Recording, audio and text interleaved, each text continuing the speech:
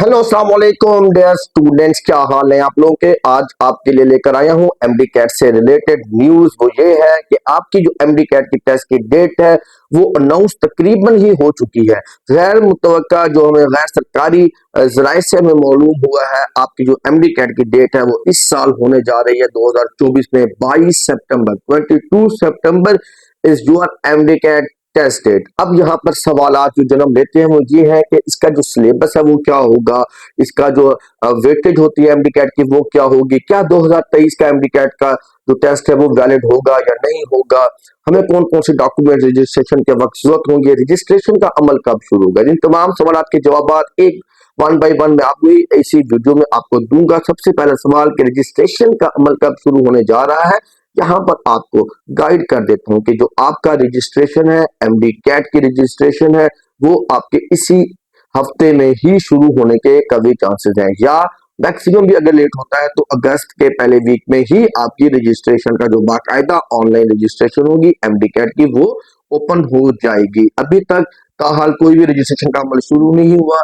हमें इम्कान यही किया जा रहा है कि ये जो अपकमिंग संडे है, जुलाई में अब 2 संडे रह गए हैं, ये जो अभी 2-3 दिन के बाद संडे आएगा और हो सकता है कि इसके बाद जो एक संडे आने वाला है, इन दोनों संडे में किसी भी वक्त आपकी जो पीएमडीसी की जानब से ऑफिशियल तौर के ऊपर, सरकारी तौर के ऊपर अनाउंसमेंट कर दी जाए। उसी अनाउंसमेंट के अंदर आपके इन तमाम सवालात के जो जवाब होंगे वो होंगे। अभी मैं आपको मुमकिन जो जवाब हैं मैं बता देता हूँ।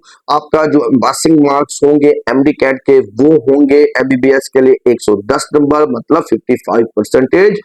और वो दूसरा आपका होगा 45% आपके बीडीएस के लिए। और अगर आपके एमडी कैट के मार्क्स 200 रहते हैं तो एमबीबीएस के लिए 110 मार्क्स और बीडीएस के लिए जो होंगे आपको 90 मार्क्स दरकार होंगे मेडिकल कॉलेजेस में एडमिशन के लिए एलिजिबल होने के लिए।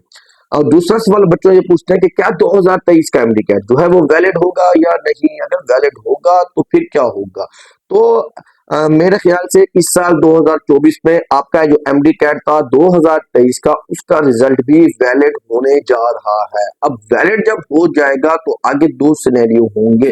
क्या सेम मार्क्स लगेंगे, क्या कोई खास किस्म की जो परसेंटेज है वो ली जाएगी, कोई इक्विवेलेंसी फार्मूला बनाया जाएगा। तो हाँ, ज्यादातर जो चांसेस है वो यही है कि आपके जो 2023 का एमडी कैट है उसकी एक खास इक्विवेलेंस फार्मूला जो है वो लिया जाएगा। जिस तरह हमने देखा 2021 का जब एमडी कैट हुआ था और फिर जब 2022 का एमडी कैट हुआ था, जो 2021 का रिजल्ट था एमडी कैट का वो वैलिड करार दे दिया गया था साल 2022 के लिए, मगर एक खास इक्विवेलेंस फार्मूला दिया गया था। वो इक्विवेलेंस फार्मूला जो है वो बनाया जाता है आपके 2024 के एमडी कैट के डिफिकल्टी लेवल को देखते हुए कि एमडी कैट का जो डिफिकल्टी लेवल है वो 2024 का क्या होने वाला है, वो पेपर के टेस्ट होने के बाद ही हमें पता चलेगा। तो इस तरह इक्विवेलेंस फार्मूला तो लाजमी होगा। ये तो हो ही नहीं सकता कि स्ट्रेट अवे जो आपके सेम मार्क्स है वो ही काउंट किए जाए। तो पीएमडीसी है ये भी कर सकती है, होने तो कुछ भी हो सकता है। तो अगर जब इक्विवेलेंसी फार्मूला लगेगा तो उसमें जो गवर्नमेंट मेडिकल कॉलेजेस में बच्चे अप्लाई कर रहे होते हैं उनको कोई खातर ख्वाह फायदा नहीं होता। फायदा होता है तो सिर्फ प्राइवेट मेडिकल कॉलेजेस में एडमिशन लेने वाले स्टूडेंट्स के लिए। जब इक्विवेलेंस फार्मूला लगता है तो जिस तरह मैं इसकी एग्जांपल दे देता हूं कि लास्ट ईयर हमने देखा अगर किसी बच्चे के 180 मार्क्स थे, 176 मार्क्स थे, तो इक्विवेलेंस फार्मूला लगने के बाद ज्यादातर इम्कान यही होंगे कि उसके नंबर जो है वो 2024 में कम काउंट होंगे। हो सकता है कि 180 इज इक्वल टू 170 हो जाए या 176 इज इक्वल टू 168 हो जाए। तो इसलिए कोई खातिर ख्वाह इसमें कामयाबी नहीं मिलती होती आपको इक्विवेलेंस फार्मूले के साथ। अब यहाँ पर जो है जो दूसरी अहम अनाउंसमेंट जो आपको ऐड मिलेगा उसमें ये होगी कि आपको डॉक्यूमेंट्स कौन से जरूरत होंगे रजिस्ट्रेशन के वक्त। जब रजिस्ट्रेशन का अमल ऑनलाइन शुरू होगा तो आपको दिए जाएंगे तकरीबन 10 से 12 दिन ऑनलाइन अप्लाई करने के लिए। ऑनलाइन अप्लाई करने के आप लोग अकाउंट बनाएंगे, जिस तरह आप लोगों ने नम्स का बनाया उसी तरीके का आपको जो है वो अकाउंट बनाना होगा। लास्ट ईयर हमने देखा 6,000 रुपए पीएमडीसी की रजिस्ट्रेशन फीस थी और तमाम बच्चे जो थे उन्होंने अप्लाई किया ऑनलाइन। और जब आप लोगों ने अप्लाई करना है ऑनलाइन तो आप कौन कौन से डॉक्यूमेंट्स जो है वो जरूरत पड़ सकते हैं, तो डॉक्यूमेंट्स जो है वो नोट कर लें। आपको जरूरत पड़ सकता है आपके जो है पासपोर्ट साइज पिक्चर जो नीले बैकग्राउंड में हो, ब्लू या व्हाइट बैकग्राउंड हो उसका। दूसरा आपको जरूरत पड़ेगा आपका मैट्रिक का रिजल्ट का। तीसरा आपको जरूरत पड़ेगा आपका सीएनआईसीओ आपका बे फॉर्म हो या आपका जो है वो स्मार्ट कार्ड हो, तो फिर आपको दोबारा से रिपीट कर देता हूँ, CNA से B form, juvenile card, smart card, ये सब एक डॉक्यूमेंट होता है। इसमें से किसी एक डॉक्यूमेंट का आपके पास होना लाजमी चाहिए। कोई अगर एक डॉक्यूमेंट भी आपके पास नहीं है तो आप लोग अप्लाई नहीं कर सकेंगे। ज्यादातर स्टूडेंट्स के पास बे फॉर्म होता है तो वो ये पूछते हैं क्या उनका अप्लाई हो जाएगा। यस, उनका अप्लाई भी बे फॉर्म की बेस पे हो जाएगा। अगर उनके पास स्मार्ट कार्ड है तो फिर भी उनका अप्लाई हो जाएगा। और डोमिसाइल के ऊपर बच्चे कंफ्यूज हो जाते हैं। डोमिसाइल के बारे में आपको यहाँ पे बताना चलता हूँ। जो आपका डोमिसाइल होता है वो आपका सूबे की शिनाख्त करता है। तो ये डोमिसाइल आपको कब जरूरत पड़ेगा, जब आप लोग टेस्ट दे देंगे। टेस्ट के बाद जब टेस्ट का रिजल्ट आ जाएगा, FSC का रिजल्ट आ जाएगा, और उसके बाद शुरू होता है मेडिकल कॉलेजेस में एडमिशन का प्रोसेस। जब आप लोग मेडिकल कॉलेजेस में एडमिशन के प्रोसेस को कंटिन्यू कर रहे होंगे, अपना अप्लाई कर रहे होंगे, जिस तरह आप लोग KMU के अप्लाई करते हैं, आप लोग UHS के मेडिकल कॉलेजेस में अप्लाई करते हैं, आप लोग डाउ मेडिकल के कॉलेजेस में अप्लाई करते हैं, तो उस वक्त आपको निश्चित इन चीजों में अप्लाई करने के लिए जरूरत पड़ेगा डोमिसाइल। तो डोमिसाइल आपको जरूरत पड़ने वाला है तकरीबन आपको अक्टूबर के महीने में। तो अक्टूबर के महीने तक आप लोगों का डोमिसाइल जो है वो बन जाना चाहिए। उसके बाद आपका ये अमल शुरू होगा।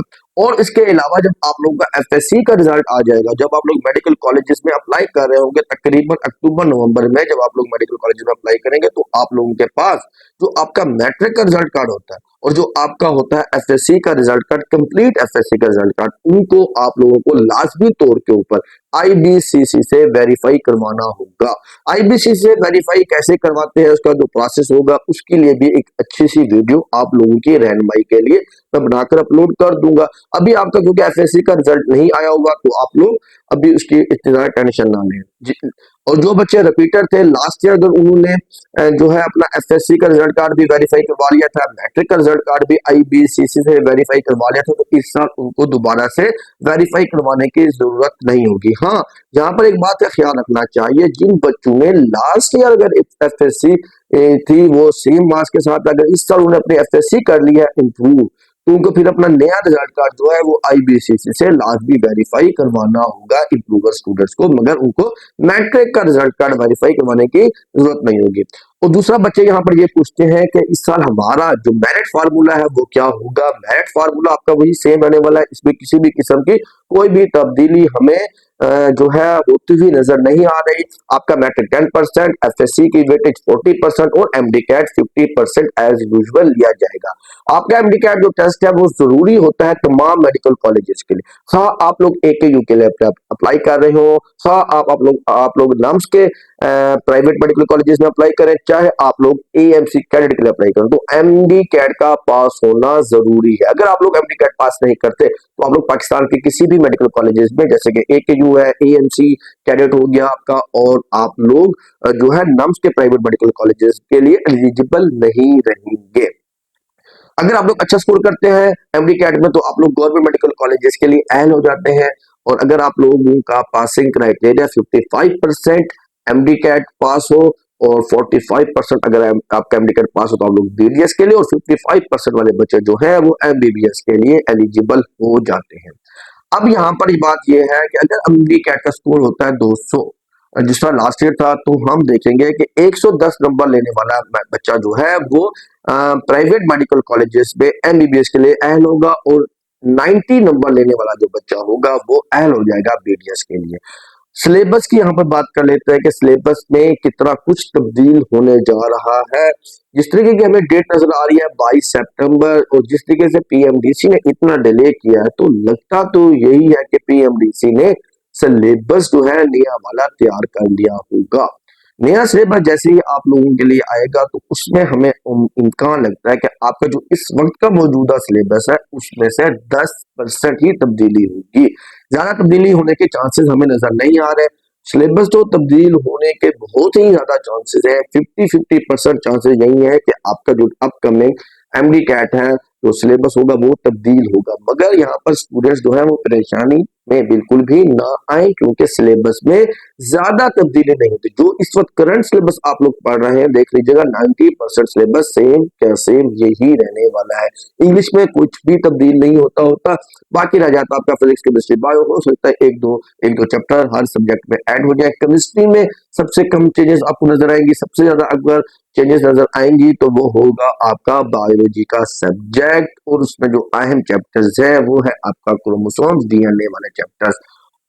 तो फिजिक्स में भी एक दो चैप्टर्स की हमें जो है वो उम्मीद नजर आती है, मगर आखिरी फैसला पीएमडीसी का है। हमें कोई भी इस किस्म की इतलात मौसूल नहीं हो रही कि कौन सा एग्जैक्टली चैप्टर जो है वो ऐड होने जा रहे हैं आपके सिलेबस के अंदर, मगर सिलेबस के चेंजेस होने के काफी ज्यादा चांसेस मौजूद है।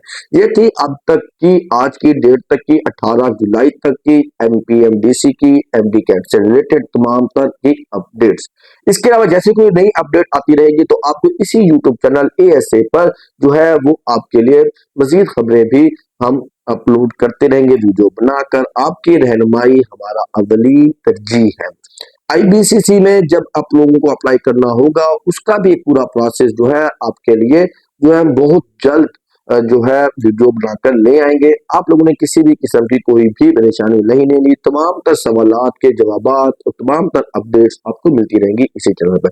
ओके बच्चों, रखिएगा अपना बहुत सारा ख्याल। मिलते हैं फिर नेक्स्ट वीडियो में नई अपडेट के साथ। अल्लाह हाफिज।